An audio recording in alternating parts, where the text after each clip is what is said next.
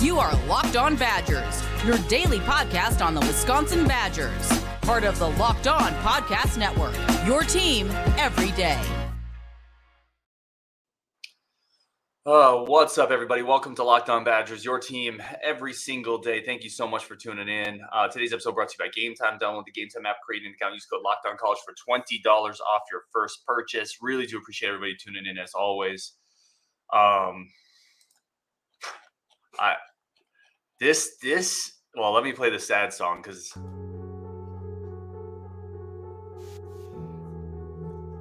we just need the meme of the guy or the gif of the guy that's walking with his head down. Right. Or the dog with the cup, right? Saying, it's fine, guys. Everything's fine with the fires raging around. I'm like, let me just start with this one because we usually start off shows with player of the game, some good, some bad. This is just an inexcusable loss to me. I think this is about the worst loss internally for me. How I feel this year. Guys, you had a week to prepare for this game. Wisconsin had a week to get ready for this game, roughly, right? A week to get ready for a team that had lost 4 in a row. Nebraska blasted this team at home. Indiana just lost by 15 to Nebraska at home. Northwestern beat them at home. They lost 4 in a row. They lost 5 of 6. They can't shoot the ball. You know what they did today? They shot 62% from the field. I was going to say that the biggest difference is those teams can defend. And the reason why we lost against Nebraska the last time we played them was they absolutely cranked up their defense against us in the second half in that game. And Northwestern's actually a pretty gritty team. We are a bad defensive team. This is probably the worst Wisconsin defensive team that I can remember as a group collectively since 2017? What was that? 2017 or was it 2018 when we were 12 and 18 or whatever it was? I don't know. I mean, honestly, it was our worst year under guard. But this is not a good team defensively. This defense feels worse than that. Let's start there. Let's start with the defense because I got a bunch of comments. We started a bunch of them. Chiga Lonkers said they really have no clue how to cover ball screens. Jeff Olson, ball screen defense abysmal. Justin, that's kind of where I want to start because Indiana again and again and again. They basically just ran pick and roll 90% of the game. That middle pick and roll, right? We counter with our drop coverage, which, listen, historically, we've always done that. That's the defense Bo Ryan put in. That's how we cover pick and rolls traditionally. But Ware just kept getting lobs at the rim. And eventually, people get frustrated with Crowell. I get it. I don't think Crowell, and I was talking to somebody on Twitter, a D2 coach who we've talked about, he said Crowell's got to contest that better. Absolutely. I don't think Hepburn does a good job getting around that ball screen. Hepburn needs to get around that ball screen and get back to that ball handler so Crowell's not left in no man's land. But eventually that's back to guard. Eventually you can see this is not guarded today. We're not guarding that. And for once, I would love to see you blitz the pick and roll or hedge on the pick and roll or go under that and just see what Indiana does. Try something different because they continue to get lobs at the rim on it. I was actually just going to say exactly that. Why is Chucky not just dropping under the screen? Because honestly, this is not a good team that's shooting from range. So why are you respecting them so much that they're going to just crush you from the outside? They're not a good shooting team. So make them shoot. Push them to their weakness. This is a team that's bigger. They're more physical than us. And that showed this game. And I think that was a big part of the problem. You look at the players that they had, and their wings were much bigger guys than what we have. Mm-hmm. And that was a big part of the problem. I mean, they have a freshman out there, and what was it, Ocambo, or what was his? No. I know who you're talking about. I'm so bad with names. I hate this. This is my shortcoming. But he's a freshman, and he looks already bigger than Storr. It's so, tough. I look at it, and this is the shortcoming of this team. They're going to go as far as their offense can carry them. And if the offense isn't good, they're going to lose because they're not good enough defensively to play against a team. And this is the problem with the tournament. The further you get into the tournament, typically you're playing against teams that are above average offensively. And we can't shut anybody down. We're terrible against penetration. I know I talked about 2017, 2018, whichever one of those was the bad team. They weren't even this bad against penetration. This is the worst team I can remember for Wisconsin against dribble drive in forever. They just don't cut anyone off. They don't give up a lot. Like they don't they don't cut off a lot. Listen, Hepburn gets beat off the dribble. Mm-hmm. Blackwell does too for everything that we laud him with. He's a freshman, but he gets beat off the dribble. Wall was giving up baseline all day today. Wall was getting eaten up on defense. This is probably the worst season defensively that I can remember from Wall. He's had moments, but it wasn't tonight, right? And then again, I think it just boils down to there's no excuses for tonight. Like I want to be super clear. Like this doesn't mean I'm ready to fire a guard. There's a ton of that in the chat. I get it. I understand the frustration. This is an inexcusable loss. I don't think I'm there yet. I really don't. But it's getting the discussions. You start to wonder about those discussions when you see, listen, Mike Woodson's about to be fired. And it felt like he had a better game plan today than Greg Gard did with a lesser team. I don't know. This is a super frustrating loss to me. And I don't think he's going to get fired either. Well, he's definitely not going to get fired. I think this is if they finish poorly to the season, that's what puts you on the hot seat heading into next year. Like next year, you're realistically coaching probably for your job. If you're poor again next year or you underperform, and I think he's underperforming with this roster. I think this roster is good enough to be a top 15 team. That's probably their ceiling because I just don't think that they're good enough to play at the highest level with the best teams.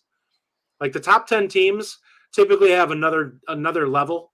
I don't think Wisconsin has it this year. I think we saw it earlier in the season was their peak in terms of what they're capable of, which is extremely good, but they don't have the athleticism and they don't have anybody in the post that I look at and I'm like, there's no Frank Kaminsky type guy that like is just automatic when you need to play. And I brought that up to you. We were texting during the game. I said, I just don't like Crowell in a high leverage moment. Like I feel like nothing good's going to come of it if you throw it to the post and you have to have a shot. Because he really doesn't have a go-to move that you're like, this is a lock with him. Like Frank, there was 3 or 4 different moves that he had. You could have him pick and pop off the pick and roll. You could have him dribble drive against another team's big because he was so good as a ball handler and with his footwork. Even same thing with Hap. Like we've had numerous big men that you look at it and you're like, these guys just could abuse people in the post when you needed something good. And Crowell just isn't that guy. Like I would hands down take Wall over him in the post. Yeah, like if I had to have a bucket. But I mean, we've known that for Crowell. I feel like for 2 or 3 years. At this point, I feel like that discussion is just rehashing the same. I agree, but what the problem is, we continue to go back to it. Like, just if you know that that's a weakness, then go to Wall in the post. Put Crowell out on the perimeter and drag out the big so that you don't have a shot block. The problem is that the big doesn't go out with Crowell anymore because he refuses to shoot. He refuses to shoot. Yeah. I mean, he doesn't even look at the rim anymore, which is weird. So now that you can't space, here's the problem. You can't space it with Crowell or Wall because neither of them shoot. So the defense isn't dragging out with anybody. This is from Rob Jansen. Man, there are so many comments like this. Some of them are a little more disrespectful. Rob's is fine. But Ryan will never want guard gone if they lose the rest of their games. No, I disagree with that. Ryan and I have had conversations where we've said that you need to legitimately look at this because Wisconsin has a higher ceiling than this. Yeah. Like this is what Wisconsin should be looking at. I think Bo Ryan is the extreme of it, but I think what you should be looking at is making the tournament on probably 7 or 8 out of 10 years, and you should have at least 2 Sweet 16 runs, if not more, in that time frame. Yeah, and we're saying that's like a minimum, like an elite 8 run. If you have a really good coach, is possible. We're definitely under recruiting for the caliber of program we are. And we're definitely not running into the Elite 8 this year. We can stop all that nonsense. This team doesn't play remotely good enough defense. It's not. Especially is playing like a team that's going to flame out early. I say this, we live in a time where people want to jump really quickly to either extreme. I'm not. If you're really frustrated with guard, you want him gone. I'm not even saying that extreme. Don't misunderstand what I'm trying to say. I'm just saying there's nuance to this stuff. And if I wasn't fully on fire, Greg Gard, whatever that train is, and again, if you're there, that's fine. I always tell people, fan or you want to fan, but losing one a road game isn't going to change me from like, I'm not sure to suddenly fire Greg Gard. Like, that's just not how my brain works. Okay. Like I don't jump like that, but I personally think your perspective is fair on it. Well, to Rob's point though, listen, if they lose the rest of their games, like that's inexcusable. And then this discussion does need to happen. So I don't know.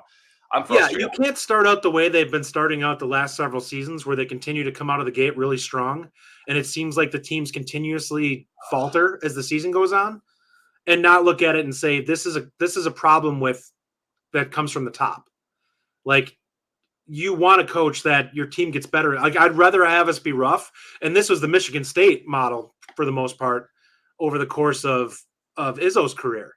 They would start out kind of a mess to start the season. And as the year went on, they just get stronger and stronger and stronger. And by the time they hit the tournament, they would be just kicking people around. Yeah. Wisconsin's not doing that. We're coming out. We're facing a really tough schedule early, showing really well against it, and then faltering as the season goes on. And by the time we get to the end of the season, we finish with a whimper. And I will not listen to anyone that talks about, well, they made it to the final of the other tournament. You don't even know the name. I love the NIT. Yeah. That doesn't count. NIT, yeah. Don't get flowers for deal. You made it to the NIT final. There are teams in that are under 500 sometimes. You don't get flowers for advancing in the NIT. No. Period. All right, we got to take a quick break. Come back. A lot to talk about. I do want to talk about Chucky Hepburn. A little bit more about the pick and roll coverage. I want to talk about rotations. John Blackwell. I think he needs to play more. Lots to get into. But first, a quick break for friends of the show.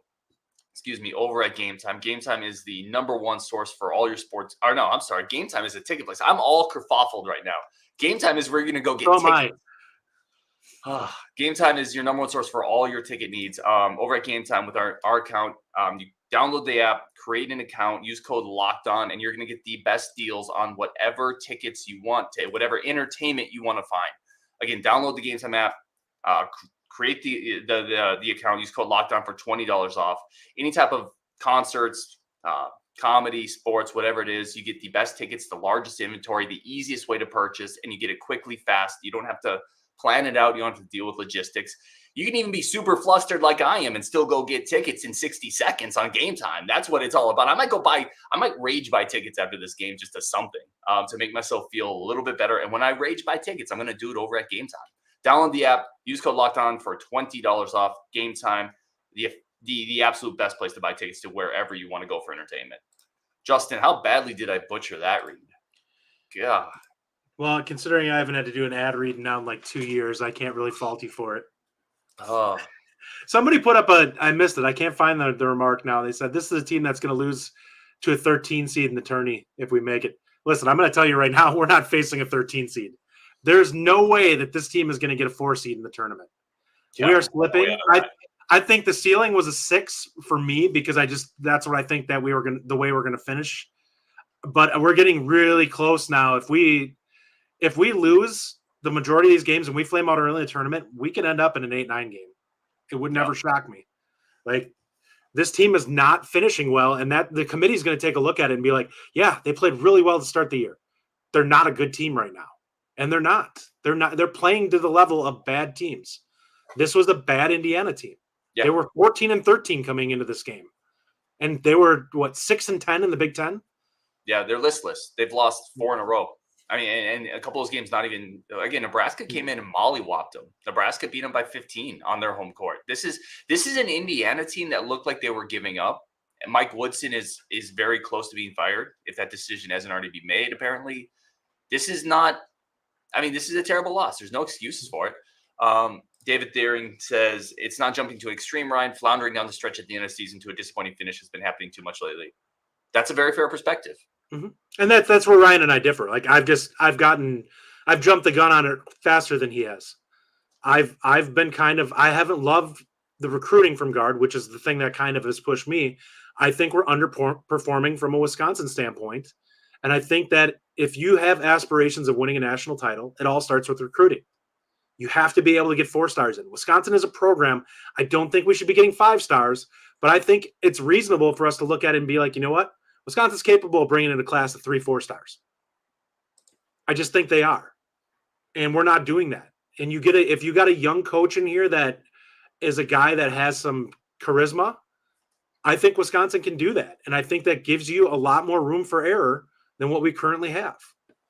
Listen, I'll they say have this. to be able to coach, though. Yeah, absolutely.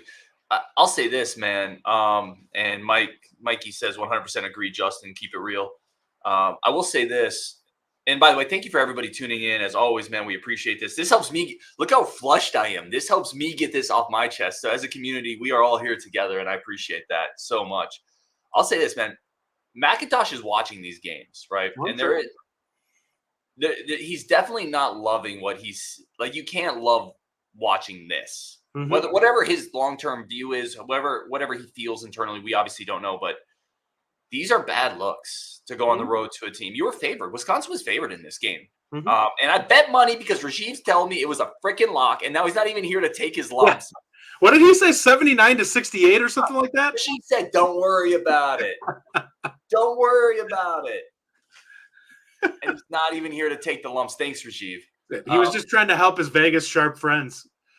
But like I'm saying, like this is a bad look. I do want to talk about Hepburn. I thought Hepburn, this is the offensive version of what I want from Chucky Hepburn. Mm-hmm. I do want to say that, like aggressive, getting to the rim. There were a couple plays. I love the play. He wasn't doing this earlier in the year where he got the mismatch to the big, and then he found the advantage in the post to Crowell on the guard, right? He was really finding advantages, I thought. Defensively, I think he still gives up too many straight line drives. He struggles to get around that pick and roll a little bit. But offensively, this is peak Chucky. This is what I want. He had an Andre Miller stat line. Yeah, was it 15, 7, and 6 or something like that? Yeah. Yeah, this is the Chucky I want. That is peak him. Like, that's the ceiling. Like, and listen, I agree with you on him too. I don't expect 15 points every game. I want him to pick up the slack when it's there. Mm-hmm. And that's really all it comes down to with him. Like, distribute, be the guy who initiates. But if other people are being locked down, like they're pushing people away from you, you need to take advantage of the fact that, you know, they're helping off you a little bit. And I think he's capable of that. And tonight is a prime example of it. Yeah. Let's talk. Well, let me take one more here. Then I want to kick it over to you if there's anything that was really sticking out to you. Mike M says, Rajiv did say it was a lock, -3 Wisconsin. I know he did because I put money on it. Doggone it, man. You should have listened to me. I should have. Doggone it, Rajiv. I thought Blackwell played really well tonight. And there's guard will never put him in the closing lineup because guard has his starters, right? I'm thinking, and that's fine. I think there's moments where you could have Blackwell in those closing lineups in that last 2 minutes. He didn't score in the last 2 minutes. But I think if you're not going to play him at the end of the last 3, 4, 5 minutes of a game, I think you got to find more minutes for him in between the end and the beginning. I think Blackwell needs to be closer to 25, 30 minutes if he's playing that well. Not every night, but when he's playing as well as he did tonight, he needs to play. I mean, he played, 23 tonight, I think? 23. I think he could play 28, 30 tonight the way he was playing. Probably. I won't disagree with that. Do you think he's the second best player they had tonight? I mean, it's him or Chucky to me. Well, who was first if it wasn't Chucky? Right. I mean, yeah, it's those two and then nobody else that you're even talking about, right? I mean, there were guys that had solid games, but there wasn't anyone that played as well as those two. Mm-hmm. Yeah, I think defensively he's a step up from everybody else. Like, Klesmet has not been great defensively for a while now. I think Storr, obviously, that's his warts. Like, he's just not a great defender. And I think his shot selection is infinitely better than – well, he's shooting better than Klesmet, and his shot selection is much better than Storr. So if we're coming down the pike in a game that's tight, I would rather have him out there because I think something positive will happen. He's just a much better guy to play with in the event that teams – because you know as well as I do, defensively teams takes risks when it gets tight like this. And that's where a guy like that makes nice cuts and stuff like that can do – is infinitely more valuable than somebody who wants to hoist up the hero ball shot like Storr. Because you get the double – he cuts underneath the hoop and you get a layup. Like, that's just the type of player that he is. He literally never takes a bad shot, John Blackwell. No. I mean, literally. No, I have not seen him take a bad shot this season that I can remember off the top of my head. He's been blocked at the rim a couple of times, but that it wasn't a bad shot. Like, I respect him for forcing it, especially given the fact that he's gotten to the line a ton for a freshman. Yeah, no, he leads the team in free throw rate, or at least he did when I looked last, which as a freshman is incredible. That's an elite number for a freshman, and that tells you as he gets even bigger and stronger, right? As he matures even more. Like Blackwell, if you take one positive thing kind of up to this point, and there's more than one, by the way, in my opinion. Like this is still a team with a winning record that's going to March. I know people are going to blast me like that. Oh, it's not. I mean, I know this isn't good enough. What happened tonight, but Blackwell and what we've seen this year, that's a building block. And that's something that I'm super excited about going forward. So I have a question about this. What do you think for a season record would be? What do you think guard ceiling is with that? Now, clearly, Bose was 31-3 the year we went to the championship game. Like that's what he was capable of. Have we seen a game or a season where he's been able to have less than like 8 losses? I'd have to look back at what we had record-wise for some of the earlier ones. Those last couple seasons, I don't think he's had he's never had an amazing record from what I can remember. What is the ceiling on guard? That's a good question, right? And that leads back into the discussion. Because that leads into March too, because that settles in for how good you are over the course of, the tournament. Like it's going to set you up for what your matchups are. Yeah, and Tri Glasson kind of chimes in on that. He's in a lot of chats. I always like his comments. I just can't get excited as long as guard is here because we know what the ceiling is with him at this point. And I think that's a fair discussion, right? Like maybe are we trading? So his best season was 21-22. We were 25-8. So he's never had less than 8 losses. And every other season except for this year, well, actually now that it's being updated, he's had double-digit losses every season. Yeah. I think there is a possibility here. You're trading a bit of a higher floor for a lower ceiling. I think that's I 100% think we are. Yeah. And I think that what you're getting is that the ceiling is low with his teams because he maximizes what his players are capable of, but their ceilings are low. Like he doesn't get the guys that are NBA quality guys. And I think that that's where Bo was a little bit different. Like he would get guys that had some skills that translated. Like he was better at finding something that if you develop a guy, it's kind of like when they talk in Moneyball, when they're talking about what's his name as a 5-tool player. And they're like, most guys, you want to find one thing they're good at and hopefully you can develop another, whatever. And Bo Ryan was really good at that. Like he'd find somebody who was really good at one thing and he would develop a second talent to them and get them to the point where they're either going to play professionally a really long time overseas, or they're going to be a guy who's going to be playing in a summer league, or a guy who's actually going to make the league.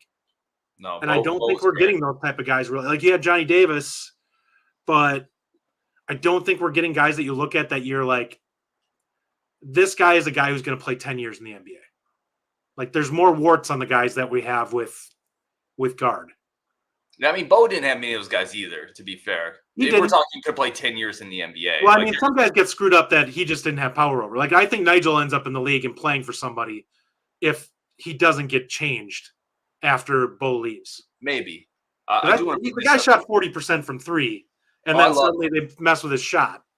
I love Nigel, man. I get accused of being too high on him. There was a comment in here, and now I'd lost. He could have been a rotational guy for 7-8 years in the NBA. I want to end of the bench guy and then talk about this after the break because we got to take one more break. John says, I think this is an interesting point. I want to loop this into last year.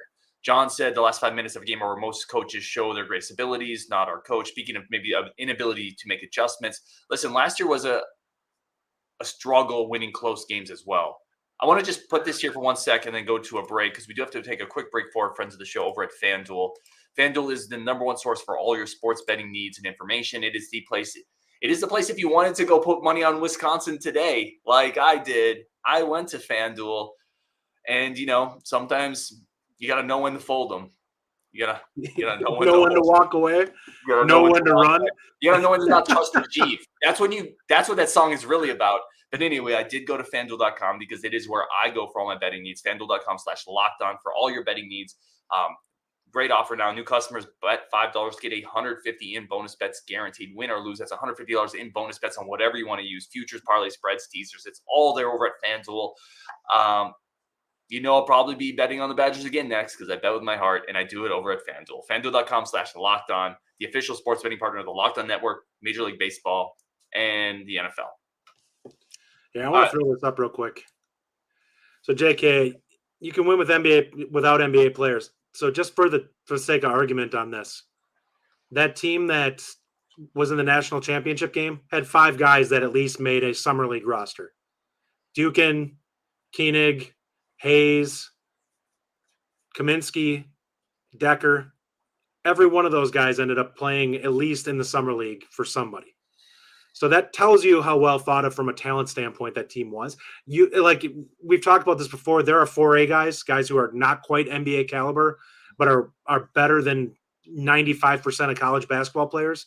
That team was loaded with them. This team right now, you have Storr. I think Wall is he's a AAA guy. Like, he's better than 90% of college basketball, probably. I wouldn't say 95. I think 95, you're talking all conference guy. And I think some people will put him in that, but I just think that he's somewhat limited in what his skill set offers as a scorer. Like, he's going to post up or he's got nothing. There's nobody that we really look at that stretch. That Gasser too. Like, Gasser's probably going to play 10 years overseas or whatever. And he was so good. Yeah. I would kill for a guy like that on this team this year. Oh, he was the ultimate role player. Like, he played defense and hit open threes and provide incredible leadership and toughness. By the way, there's 45% from 3 this last year. Lights out shooter. There's something that I sometimes wonder with this team too. There was a play. You guys remember?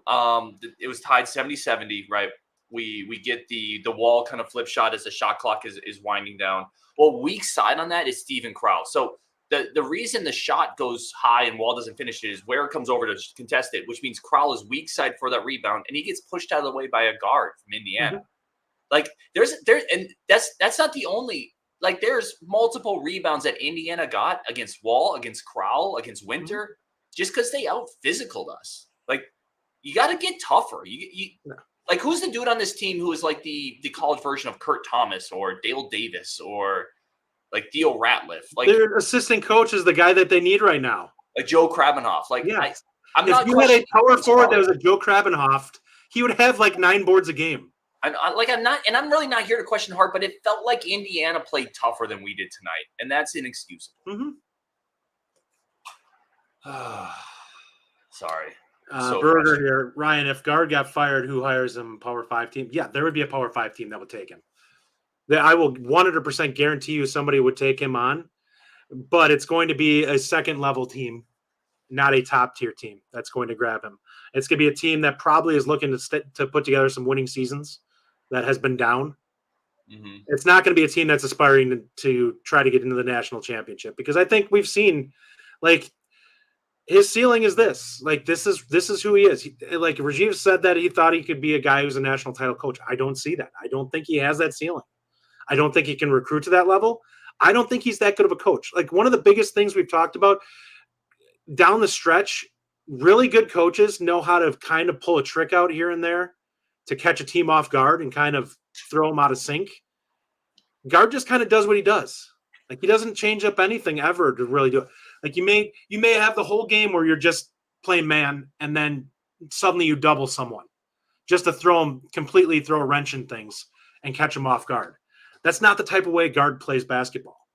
Like, he doesn't do that type of stuff. It's either going to be whatever the game plan is at the start of the game or nothing. Like, he's not a guy that's big on adjustments or finding ways to kind of think outside the box and kind of throw another team off. And we talked about this before with him running some zone here and there. Like, sometimes it's good just to make the other team think when they're rolling. You got to get them to kind of have to do a little bit more than what they're currently doing, because guys get on autopilot. You know how it is. When you're not thinking in basketball, that's the best place you can possibly be. You're playing fast then. You're playing downhill. Like this, by the way, Guard, I mean, people aren't going to want to hear this in this moment. Like, the season's not over. I don't know even what else to say. I told Rajiv to send me a sentence on what he thought, and he ended up sending me like a novella. It's like a journal entry. I can't read this right now, Rajiv. Like, it's too much. But the season's not over. Guard can still win a couple down. Like, this team can still win a couple games down the stretch. I mean, but look at what happened in this March. Like, look at where we were to where we are now and the teams we lost to. There's no way you can feel good going forward. These aren't quality. There's such a thing as quality losses, and I'm not here for moral victories. But listen, if you drop the Purdue game is a quality loss, for example. That's a team that you battled, and if you hang with them in that game, they are a more talented team than we are. 100%. But the Rutgers game, the Nebraska collapse, this game, like these are bad losses now, and bad losses stacking up. Well, it's just the defense is just bad. Yeah, I know that metrics don't show us as a terrible team defensively, but I honestly think we are. When teams really want to get us in the blender, they go at us at will in the pick and roll game. They get a guy downhill. Yeah, we face some teams that just don't like. I think the bigger issue is there's not a lot of great offenses in the Big Ten, so we're just not getting gashed as much as our defense would show. Like Indiana's a bad offensive team. We gave up 70 plus to them. They shot 62%. I mean, you allowed an opposing big man to go 11 of 12 from the field. Think about that. In modern basketball, and by the way, can we really quickly also point out, I mean, there's so many things, and I'll probably do like a big comment show here, but the Indiana inbounded to a player shooting 53% from the free throw line. We didn't foul them. Yep. And then we fouled Mbaku. Yeah, we let them get it to their best free throw shooter. I mean, I really try not to. And you need to save clock. Like, why are you letting him break? And he had the ball for like 4 seconds. Like so part of that I think is Hepburn is so confident in his hands he feels like he can get a steal. But listen, you cannot let that guy pass the ball in that moment. If you don't get it on your initial swipe, you foul. You got to foul in that moment. Like you want to string that game out. It's the same thing with Chucky's last shot. He shot faked about 17 times and then finally put it up when we ran out of time. Oh, Aaron says we did. Got to go up the second you catch that ball. Aaron said we did foul him. Refs didn't call it. Okay, well that's fair. I don't feel like if you foul. I don't think he got touched right away. I don't remember feeling like he got fouled. Brian Walsh says Crowell. It's all on Crowell. He single-handedly lost the game. Just got beat by a younger, more athletic center. See a theme here. Justin, I know we've talked about this. I disagree with this take from Brian, but I know you and I kind of look at it differently. I'll let you start on Crowell.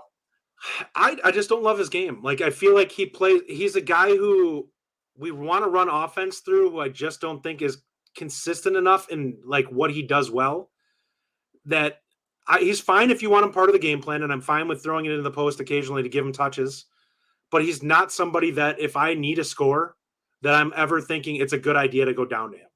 It's not like Hap. It's not like Kaminsky where you're like, I need a bucket here. These guys are borderline automatic. They're either going to get fouled or they're going to make a shot because they're just better than the guy that's defending them. I don't feel that way with Crowell, especially if he's got somebody that's got size and either athleticism or bulk, because both of those things he struggles with. Yeah, he definitely does. So I don't think he single-handedly lost the game though. And I think this is, I think my bigger definitely Oregon. I think there is a theme that you look at this team, and when he doesn't play well, the team doesn't play well. But I think there's a theme with Crowell to me where, yes, like first of all, no excuses. Like he got majorly open. First, I'll give Ware some credit too. Ware played. Yeah, he played really well. He played the game of his freaking life. Hit a three, multiple N1s. Like give him some credit too. Like those are scholarship dudes. He played a hell of a game. But this is always. We talked about this 4 shows ago. I think you and I were both on that show where I said, you have to get an athletic 5 for matchups like this. Mm-hmm. This is why you need an athletic 5 because this isn't new with Stephen Crowley. Struggles with athletes. You have to go find an athletic 5 to help this team in the front court. And let's look at the recruiting, the offers that are out there. Do you see anybody that's an athletic 5 that's in the recruiting?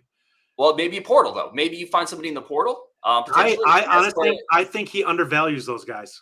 I just don't think that he sees value in them. Our last kind of springy rim protector 5 was a transfer, Chris Vogt, right? Micah Potter was. He wasn't really springy. He was just tall. Well, but he challenged shots at the rim. He did. Yeah, he could block shots.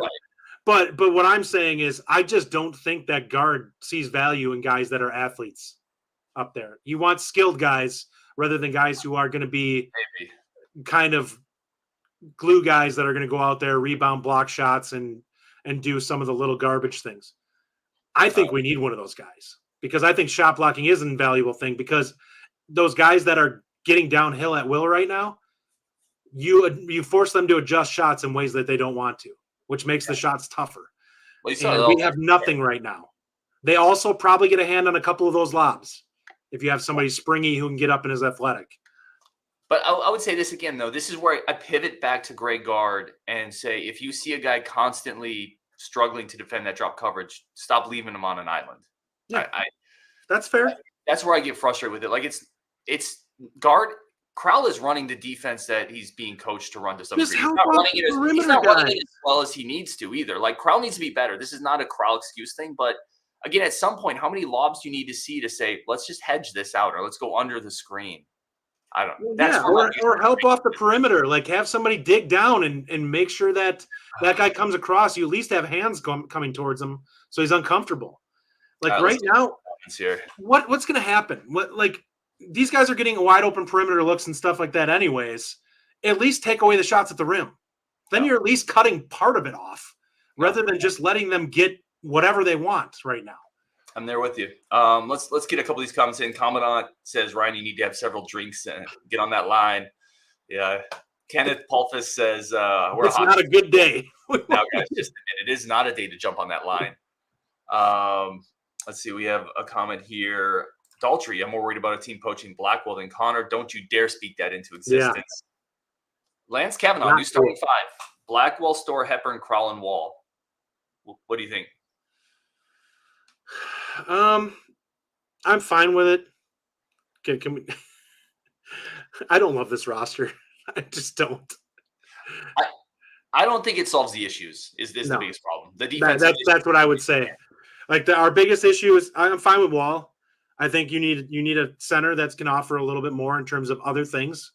I just think we need to stop looking at this from listen, the things that we had previously under Bo Ryan for bigs were guys who could pick and pop from the outside, so plus outside shooting and weren't afraid to shoot it, and guys who typically offered something in the middle from a defensive standpoint.